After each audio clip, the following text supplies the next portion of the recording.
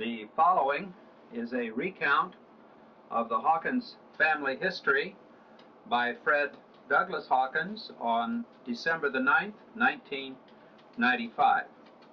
If my memory serves me right, Arch Hawkins and Margaret Douglas were married January 1, 1915.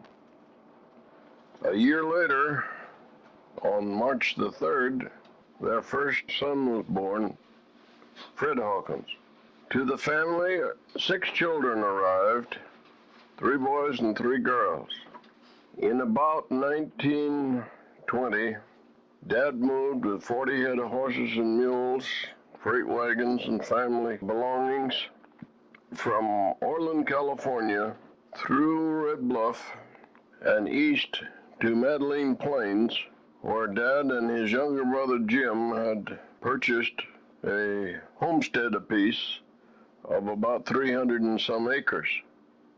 Dad was 3 months on the road with 40 head of animals, trying to get there. And the pressure of it really got to Dad. Farm development was his business, and that was a new irrigation project that they were building, but the government, in all their surveying and all, forgot that they've got to have mountains high enough to shed a lot of water. And as a result, eventually the project went bust because there was not water enough. But Dad moved up there with a contract to build 3 reservoirs, but they never got them full. And that was a mile-high country, frost every month in the year, so you couldn't even raise a garden. Hired men going along with them, putting them up at hotels and stuck in the mud. When they went through Bieber, the circus had been there the day before, and Dad had to double up all of his teams to get the wagons through the mud. Jim and Bertha went with 1 wagon and team ahead. Because they were lighter, they traveled a little faster. When Jim saw them coming, as you can imagine what it would be out across the plains, 40 head of horses and mules, Belgian stallion and registered mares and jacks and all of it. But during all of this trip, under all this pressure, Dad kept thinking, if I can get there, then I can rest. And Dad was a very high-strung individual. And Jim met him with the word that the cabin's built on another man's land, and that initially he wouldn't let him move it. But Dad's health kind of broke over that deal, so they shipped Dad on a stretcher back to Orland, California, where Mother and us kids were. See, I was born in 16, so I do not remember that, but the doctor told Dad he had to get completely away from horses and mules, because it bothered him. And so he went to Seaside, Oregon, and hired out as a salesman on International Correspondence School's education study on the job type of deal.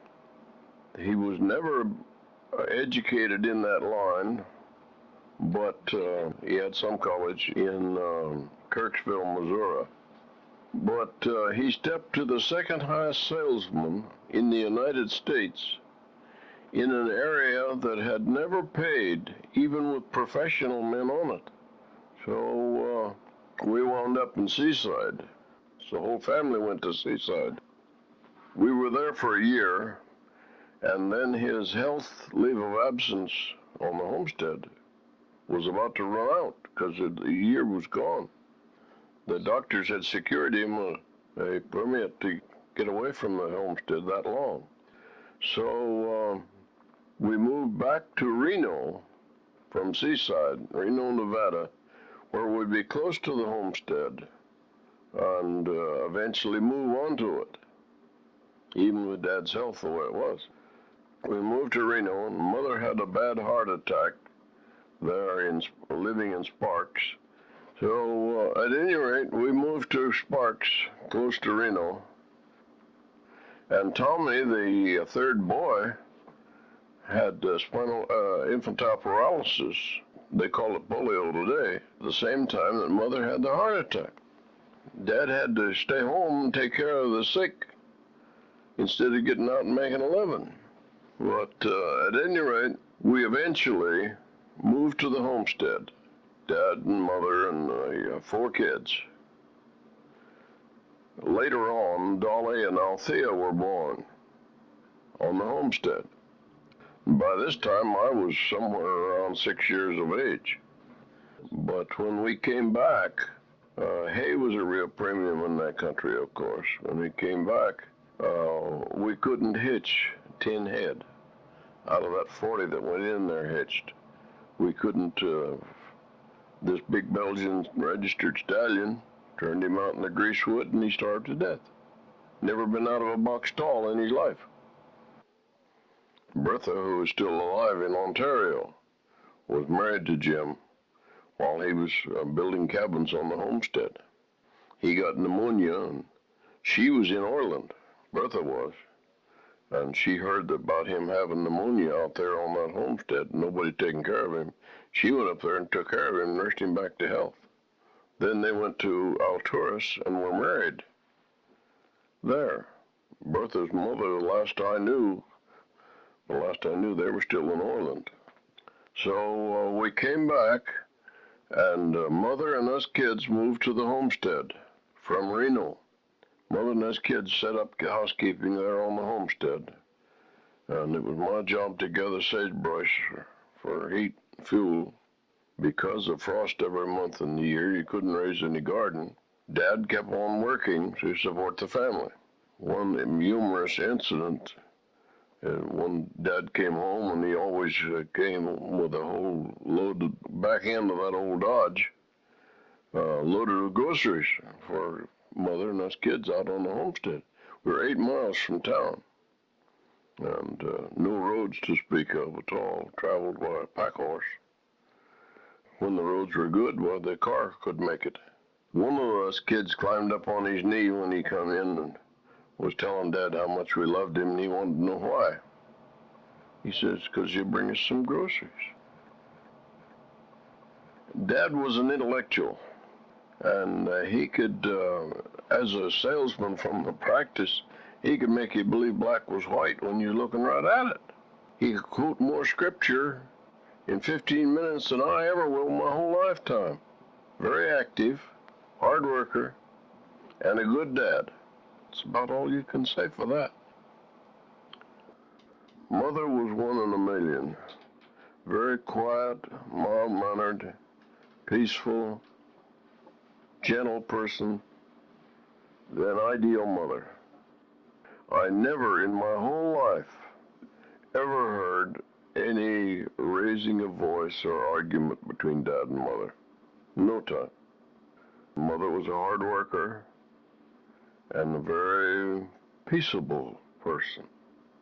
Dad was a hard worker. He was gone most of the time, out on a job trying to make a living for his family, which is the only way to do it. Very high-strung. And when the rest of us had all day's work and we'd play out, Dad eat a handful of raisins, go do another day's work. Dad, Dolly and Althea were born. Dolly, I remember when she was born on the homestead. Althea, I think Mother got to town. And I don't remember which town where Althea was born. The 2 girls were born while we were living on the homestead, and one of them, Dolly, was born there on the homestead. One of the neighbors went by one day. Dad and Mother had an agreement that they were going to Susanville to have Dolly for her birth.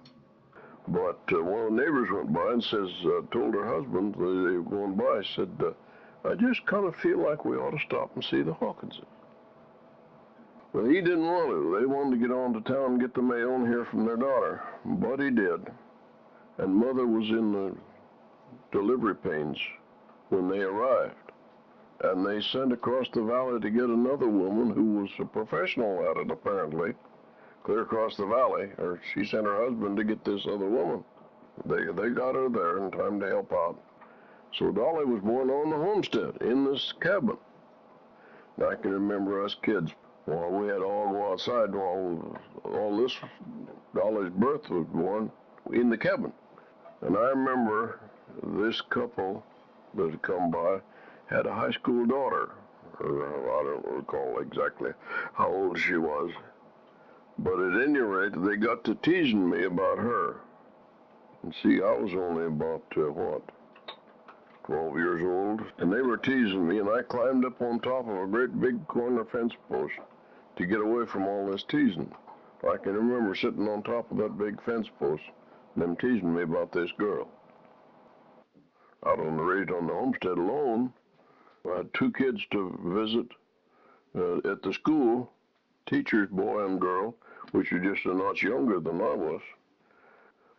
My job was to take the horses and cattle to the hills in the morning while I was in school, and then bring them back at night. And that was my job, was to take the stock to the hills and then bring them back with me at night from school, horseback. Mother's role was difficult, of course, with nothing but sagebrush to cook with. Venison and red Mexican beans is what we grew up on.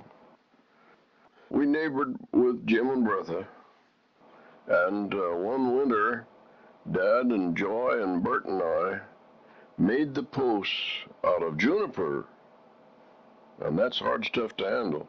We made the posts and fenced 640-acre homestead. No, where did I get the 600? 300, I think it was closer to 320. I've forgotten. A lot of funny incidents happened. Us kids would go to school out through the sagebrush, horseback. Sometimes all 3 of us on one horse. Sometimes we'd take the cart. Dad had an old breaking cart out through the sagebrush. Wintertime, 4 foot of snow, frost every month of the year. But that's where we went to grade school, 6 miles and a quarter, out to the old Butte school. The teacher had took 5 kids to keep the school open. Teacher had a boy and a girl, just a notch younger than Joy and I. So Bert went when he's 5 years old to keep the school open.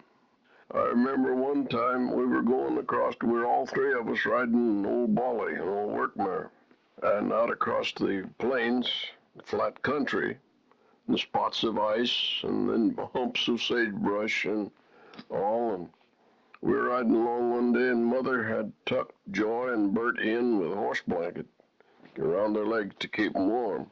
40 below zero in that country. This old mare stepped on the ice on the rear quarters and fell down behind. Well, when she hit the ground, of course, I rolled off. I was riding a rumble seat, 3 of us on one horse, and she fell down on the ice. She got up again and started off.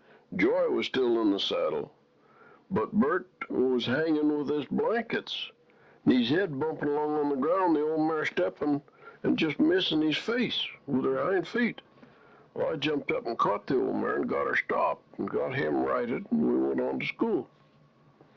But another school incident, we were driving this big old breaking cart, and Dad had hammered into me that my responsibility was to get those kids home before dark.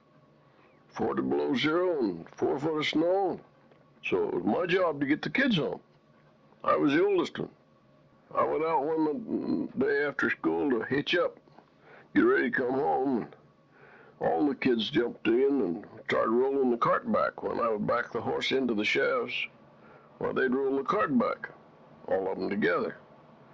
And I'd go get the cart, and then they'd lead the horse up. Well, what was I going to do? My responsibility is to get those kids home. Yet I couldn't do it with them taking the cart and then the horse. Well, pretty soon, after a while, the teacher called her 2 kids, and they headed home. But Bert and Joy could still roll the cart back by climbing on the spokes. So I put a rope around Bert and tied him in the barn. Before I got hitched up, he got loose, and here he come again. So next time I tied the rope around his waist and threw it over a rafter and pulled his feet off the ground and tied him there. I'd forgotten that he'd had a bad hernia. When we got home, bouncing over that rough sagebrush and that hanging with that rope around his middle, he was a sick boy. So eventually we got home and all come out of it all in one piece anyway. Well, Dad always held a kind of a little court. And everybody on the circle would tell their side of the story. Then, after everybody else had spoke, the guilty guy, he could tell his side of the story. Dad sat on the bench. Boy, I knew I was in for it, for making that boy so sick.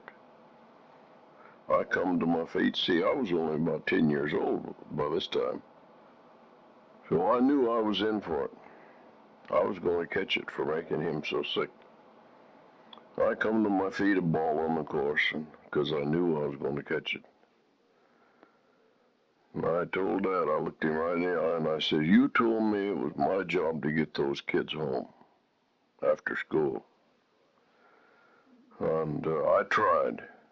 And the kids were rolling the cart back, and Bert and Joy and the teacher's kids, well, she come and got her kids and headed home, but I still couldn't do it without tying Bert up in the barn. They all told you I tied Bert in the barn, and I did. But they didn't tell you why I tied him in the barn. I didn't get that paddling I was expecting. So, that was the early grade school years. And, in the meantime, Dolly and Althea were born while we were on the homestead. Every Saturday night while the old wash tub was set up in the middle of the living room floor. The living room was all one room. And that's where everybody took a bath in the same water in front of everybody else. So another incident along their line, when Dad quit the ICS and came home to try to make a go of it on the homestead, we had an agreement with some of the neighbors to break their wild animals running the hills and put collar marks on them so that they would show they were broke animals. When Dad and I were working with an old string of wild mules, Dad was putting a bridle on all the mules out in the open with his halter chain just hanging on the ground, and he was putting a bridle on and off of this mule. And of course the mule's touchy about his ears. And Dad had a W on him. Every time he'd whirled or run out of the way, Dad would just pull up on this W rope and stack him on his head. It's a rope through rings around his middle and down to each front foot. So when you pull that rope, it pulls his feet out from under him. And Dad was trying to get this mule to put into town in the old spring wagon to buy supplies. And Dad and I were working with these mules. All of a sudden, that mule laid his ears back, opened his mouth, and made a lunge at Dad, and got him by the arm. Wintertime, heavy clothes on, and he bit that in the arm to where Dad had the prettiest butterfly on that arm from the teeth of that mule. Some doctor was examining him one day and wanted to know if he'd been vaccinated. Dad says, I don't know. He started pulling up his sleeves, and the doctor saw this butterfly on the muscle of his arm where they pulled the teeth off. Doc says, oh yeah, you've been vaccinated. It was a mule bite he'd been vaccinated with. That's the way we stayed on the homestead for, I've forgotten how many years. From Orland to time we left. See, they left there somewhere in the early 20s, they left Orland. We moved to Ontario, Oregon in 1934. We then moved to, I've forgotten what year it was, we moved and bought a place in close to town. Nobody had any money. We lived on jackrabbits and cottontails. When the jackrabbits got the sores, we had to go to cottontails and venison. Well, one of the neighbors got visited by a police officer, and he said, your neighbors squealed on you, so he says, I've got to search your place. Where don't you want me to look? That guy searched the place over, and he says, when he asked Corey, don't you want me to look? He says, that little shack down there in the bottom of the canyon. He looked everywhere but there. Never found any meat. So then we moved in to within 3/4 of a mile of Ravendale, into town. A big barn, a big house. That's where we lived for a time. Dad was road and shop foreman for the 5th District. That's where we got started at that, breaking wild mules and building roads. He was working for the county and drawing wages for that, you see. And I remember one trip when I was 15, he took me and 4 head, horses and mules mixed, I think, as I remember. He sent me out with 4 Broncos, 3 Broncos and 1 gentleman to load gravel trucks on a road job. He had 2 cowboys, one driving the team and one handling the Fresno. Dad took me out there and handed it to me all alone.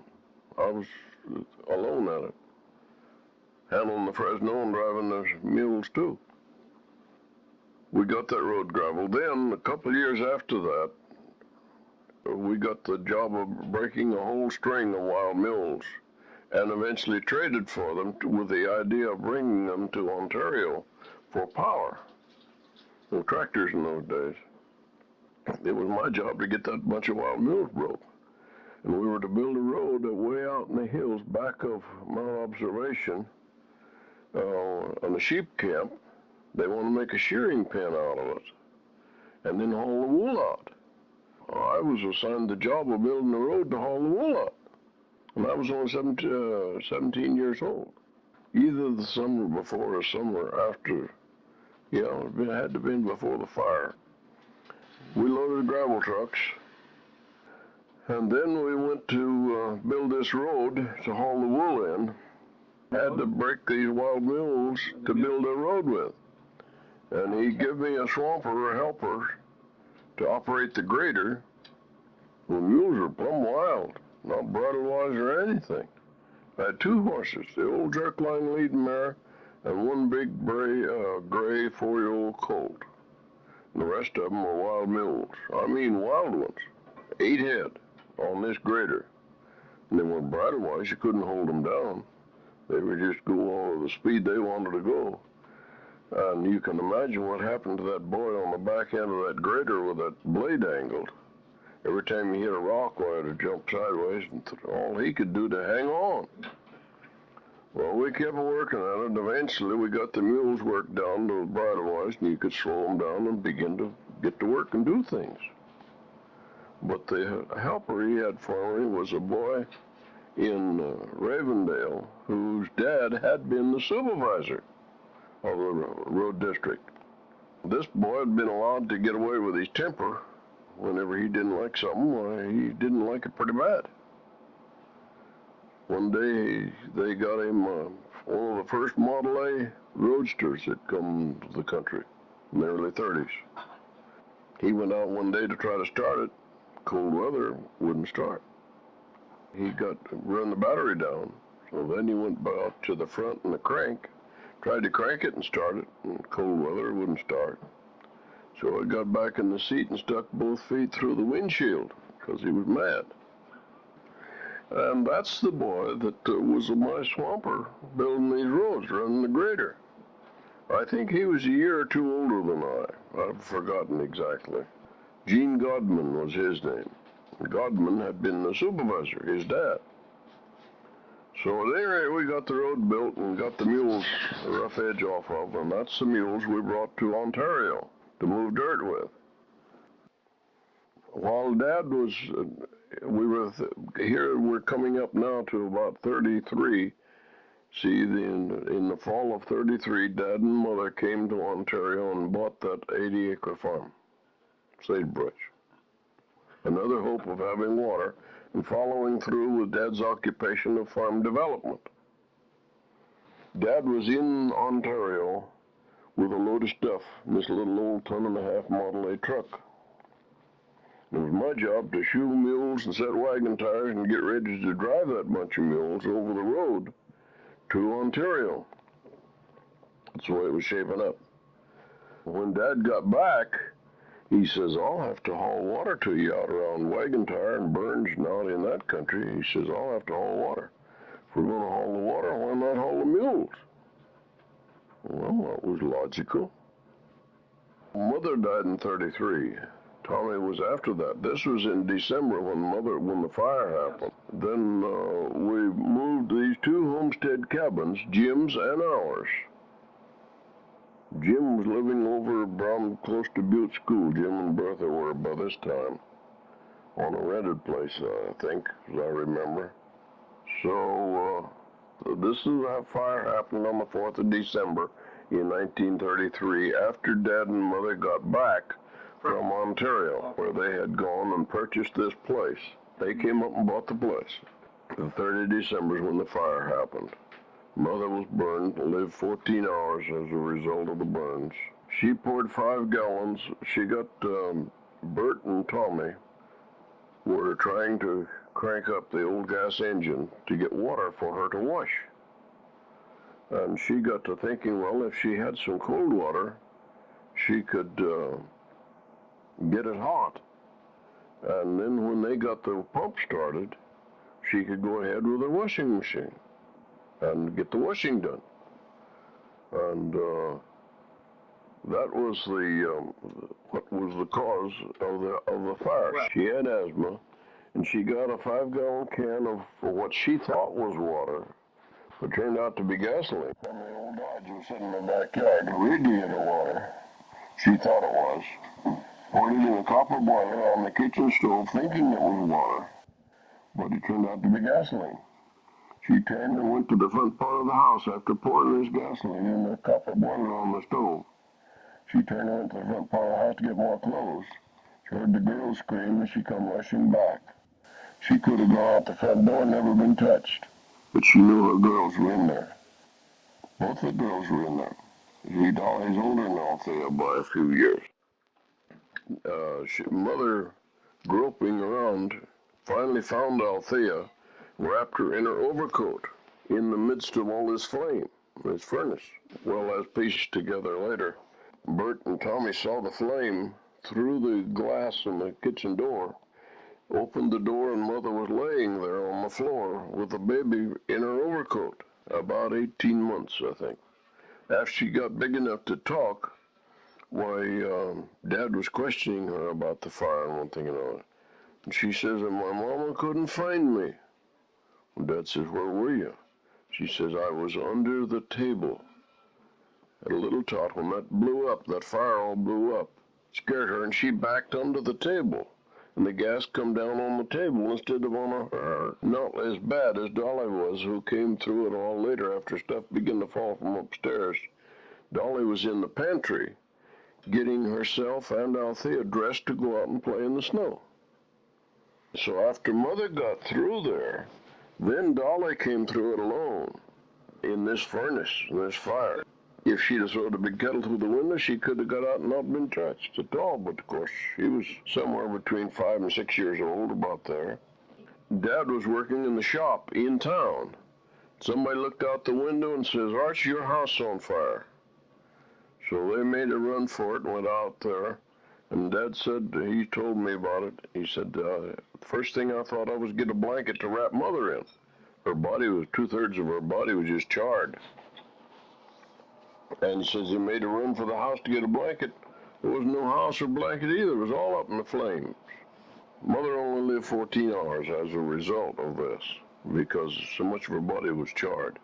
And the girls were in the hospital for 3 years with skin grafting from the burns. From McLeod, because that's where Mother's family was at the time. They were in and out of the hospital for 3 years. Dad took the girls back and forth to the hospital for 3 years in San Francisco, where the skin grafting was going on. And later, when they figured they were pretty well done, this lobe of the nose and the lobe of her ear on Dolly were burnt off. And they didn't want to replace them because they said they would remain infant while the rest of her grew. They didn't want to finish the job until she was 16 years of age.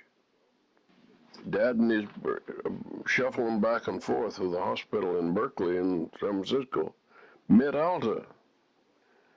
And Alta was the girl's nurse. And she wanted to come make a home for him, because she heard the whole story. She was a good friend of Perry's wife. She was the #1 graduate in Berkeley Hospital. Alta Dirk, U-R-K-E. Dad, going back and forth with the girls, met Alta.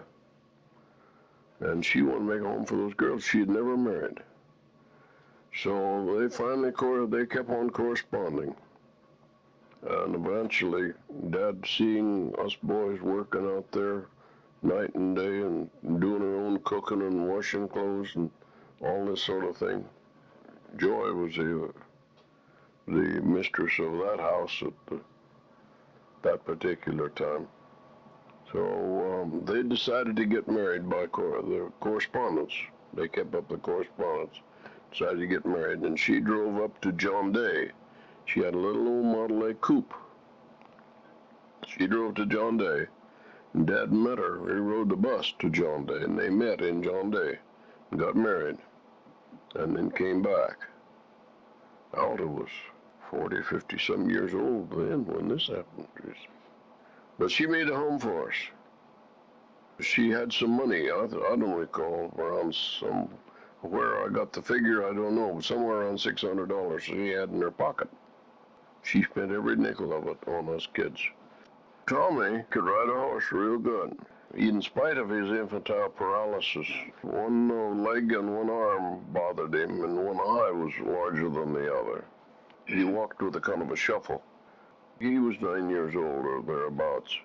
Well, I told him, I says, tonight, I says, you have those stock in off the range so I can turn these mules out off the road job over the weekend and save the hay bill.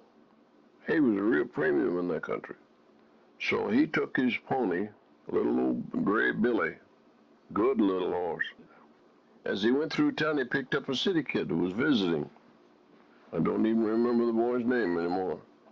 They got out in the hills, and each kid wanted their own horse instead of riding double on old Billy. So Tommy took his rope off of old Billy and caught the old jerk-line lead mare, old Joy we called her, and caught her and tied this rope around her neck, both ends of the rope, headed the stock off the mountain to go to the ranch. And if you ever run horses, you know that when they're coming into water or something, that sort of come 90 miles an hour, really moving. Not really 90 miles an hour, but as fast as they could run downhill. He fell off. He yelled at this city kid to run old Joy into the fence and stop her. All he had was his rope around her neck. And out of control, running with all the horses. And his foot caught in the loop. And she drug him to death. I went back and picked up trinkets out of his pockets. When he hit a sagebrush and that old mare was going, his body would be airborne until it got to the next sagebrush or thereabouts. And then it would come down and scoop out a hole. We called the city kid that was with Tommy. When Tommy was drugged to death, laying there on the ground, this kid knew enough to go to town to get somebody. And they got an old war veteran that knew a little bit about CPR. And he went out and found the body, but he was dead. So he severed a bone and a blood vessel here in his neck, bouncing through the sagebrush. So I was making the decisions for the whole family because we were the only ones there as the kids. But we did the best we could. Mother was buried, you see, in Mount Shasta. We knew Tommy would go that same route to Shasta to be buried. And then when we called Dad and told him to meet us in Mount Shasta. So we tried to telephone Dad to meet us in Mount Shasta because that's where the burial would be.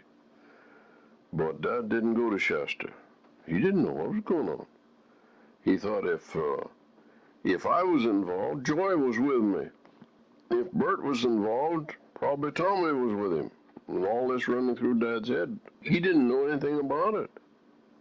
about the accident. And so he came, instead of going to Mount Shasta, as we called him and asked him to do, he got a message, time to come home, he got that much, but no details. So he came back to Ravendale. Then we proceeded to pack up and all of us go to Mount Shasta for the burial. He got there before we left, so we all went together.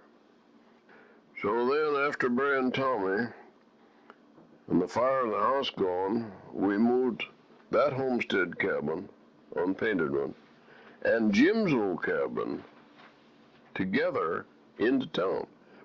As Dad said, let's haul the mules. So we loaded 4 mules and a pinto saddle mare in the back end of this old Model A truck with a factory bed on, which was pretty near a foot narrower than the beds are today. We loaded those mules and that pinto saddle mare all in there crossways. We just pulled out away from the loading dock. The mules had the harness on and the mare had the saddle on. Pulled away from the loading dock, and those mules backing up trying to protect their nose tipped that truck over almost level ground. One of them stuck his hind foot through the top of the cab of the truck and of course did a lot of damage to the rack. So we got another truck. Jim had a truck too. We pulled her back right side up and began to patch the rack and all that sort of thing. But eventually we put one mule crossways and stuck his head through a hole in the wall on the opposite side from where the traffic was. And tied him that way and a pole across, and then tied 3 mules to the pole. But those little old limber springs in that old Model A truck, 1.5 tons, every chuck hole and every rock in the road, you just knew it was going to tip over again. Jim and I were traveling together. He had a truck. His wasn't a factory bed. So the 2 trucks, most of the time we traveled together. But I made 20 trips as a 17-year-old kid moving stuff. And pumped those tires up 80 pounds of pressure by hand with a hand pump. Put a boot in the tire and boot it up and then pump them up by hand. 48 hours to a trip, 1 night's sleep, another 48 hours to a trip. Never stopped. 30 miles an hour was really moving. Sometimes going downhill you'd make 45. But the roads were so bad, and chuck holes and rocks and all that you still couldn't drive full speed. Out across Wagon Tire and Burns and across that desert. Just dirt road, dirt and gravel road. Just follow your nose. No, nothing like what we've got today. Then after we got here to Ontario, the Waihe project was in the process of being built. We figured on working on the ditches and the roads and all with the mules. That was the power we were bringing with us. That's the reason for the mules. To level their own land and let it work out with the mules too. We had one good job up west of Nissa on the Highline Ditch that had 2 big gates in the main canal. And those gates were big enough to drive 4 mules in a Fresno through either one of them, because I did it. And scoot dirt with a Fresno off the edge of the mountain, and then had another team of mules on a 300-foot cable across the canyon, pulling that dirt in around this big concrete structure, which was nothing but a safety measure in case the ditch broke down below. They could shut all the water off and shoot it down this canyon. So I put in the dirt for tamp backfill around that emergency structure in Lockett Gulch in 1935. Then Roosevelt said no. After the crash of 29, he was trying to get people to stay home, to get traveling all over the country, stay put. They finally shut us off. They wouldn't let us work anymore unless we'd lived here 6 months. Well, that hit us right between the eyes. We hadn't been here 6 months, and the 2 funerals and the fire behind us. When they wouldn't let us work the mules, we had to sell the mules. We couldn't afford to buy hay for them and not work them. Took in every outlaw the neighbors had and a load of hay for breaking him. That's the way we got our work done. Dolly went through high school, as did Althea in Ontario. Dolly was scarred real bad and in the fire much worse than Althea was. She taught school for 25 years with a personality that you didn't see the scars when you got acquainted with her. I never felt that Dad got over Mother's death. I never felt that he did. It was always a real burden to him. Then Tommy, we see 2 deaths in the fire, so we didn't have any furniture to move. Roosevelt shut us off from the work, so we had to sell the mills. Dolly married Gene Wolfe in Portland. Althea married Jim Holbrook in Ontario. Bert married Helen Trinkle, and later married Artis. Most all of them are gone by now. Only a few of us left.